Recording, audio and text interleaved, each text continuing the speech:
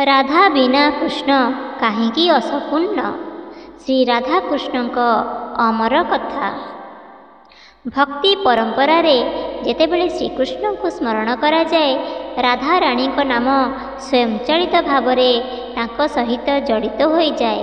कारण कृष्ण केवल शक्तिर रूप एवं राधा से ही शक्तिर भक्ति मधुरता एवं प्रेमर रूप।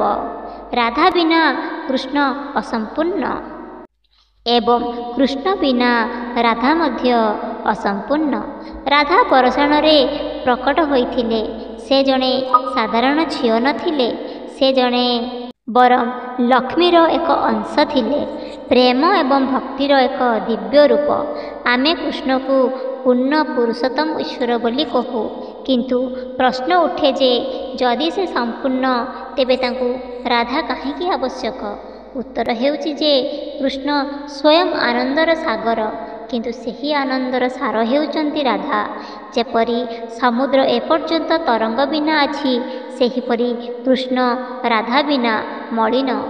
जेतेबेले वृंदावनर रास्तारे रास परिवेषण करा जाउथिला, यह केवल एक नृत्य नुहे, परम आत्मा एवं ईश्वरଙ୍କ मिलनर एक उत्सव थिला। सेथिपाई आश्चर्य माने कहिथिले जे राधा एवं कृष्ण दुई जन नुहंती, सेमाने गोटिए सत्ता, जे प्रेम आदान प्रदान पाई दुईटी रूपरे प्रकाशित होइथिले। जेतेबेले भक्त माने कृष्ण को नाम नियंती, सेमाने प्रथमे राधा को मने पकांती। सेथिपाई आमे राधा कृष्ण को कहि थाउ, कारण राधा हेउचंती दया एवं सेतु, जहा दे भक्त ईश्वरଙ୍କ पाखरे पहुँचे।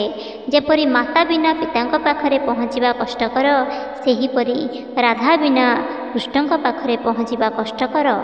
सेथिपाई वृंदावनर रास्तारे राधा राधा डाक सबुटी प्रतिध्वनित हुए।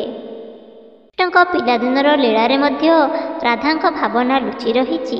जेतेबेले से माखन चोरी करुथिले, राधा तांको हसरे देखुथिले एवं एही हस कहुथिला जे चोरी प्रेमर मध्य मधुर। जदिओ रासलीलारे प्रत्येक गोपीଙ୍କ मध्यरे कृष्ण उपस्थित थिले, तथापि राधांकर स्थान सर्वोच्च थिला। केवल एतिकी नुहे, जेतेबेले राधा विरक्त हेउथिले, सेतेबेले कृष्ण निजे तांको पाद धरि थान्ते। एही दृश्य दर्शाए जे प्रेमर अहंकार रे कौनसी स्थान नाही, केवल समर्पण ही सर्वोपरि। एही कारणरू राधा नामटी भक्तमानंक पाई भक्तिर प्रतीक। जे केवल कृष्ण को चाहे से अधा भक्त, किंतु जे राधा कृष्ण को एकाठी चाहे से संपूर्ण भक्त।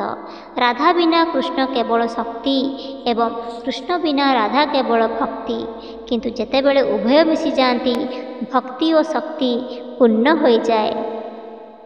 राधा एवं कृष्ण का प्रेम सांसारिक प्रेम ठारू बहु दूर रे। यह आत्मा एवं परमात्मा का मिलन। राधा आत्मा को प्रतिनिधित्व करती एवं कृष्ण परमात्मा को प्रतिनिधित्व करती। आत्मा परमात्मा निकटरे आत्मसमर्पण न करिबा पर्यंत अपूर्ण रही थाए एवं परमात्मा तांको प्रेमरे आत्मा को आलिंगन करती नाही। तांकर दिव्य कार्य अपूर्ण रही थाए। एही कारणरू भक्तिर जगतरे जनकु केवल कृष्ण कुहाଯାଏ नाही, बरं प्रेमरे राधा कृष्ण कुहाଯାଏ। चैतन्य महाप्रभु मध्य कहिथिले जे राधा एवं कृष्ण दुई जन नुहंती, बरं एक प्राणी, जे प्रेम आदान प्रदान पाई दुईटी रूपरे प्रकाशित होइथिला। एहार रहस्य हेउछि जे कृष्ण हेउचंती आनंदर सागर एवं राधा हेउचंती सेही आनंदर सुगंध। रास बिना समुद्रर कौनसी मूल्य नाही एवं समुद्र बिना रास केउठी। सेहीपरि कृष्ण एवं राधांक नाम एवं अस्तित्व परस्पर मध्यरे संपूर्ण।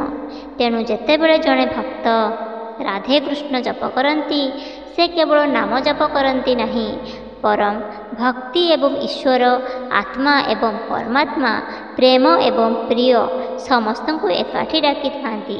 एही कारणरू विश्वर सबुठारु मधुर नाम हेउची राधे कृष्ण एवं एही कारणरू कहा जाए राधा बिना कृष्ण अपूर्ण ଏବଂ କୃଷ୍ଣ ବିନା ରାଧା ଅପୂର୍ଣ୍ଣ।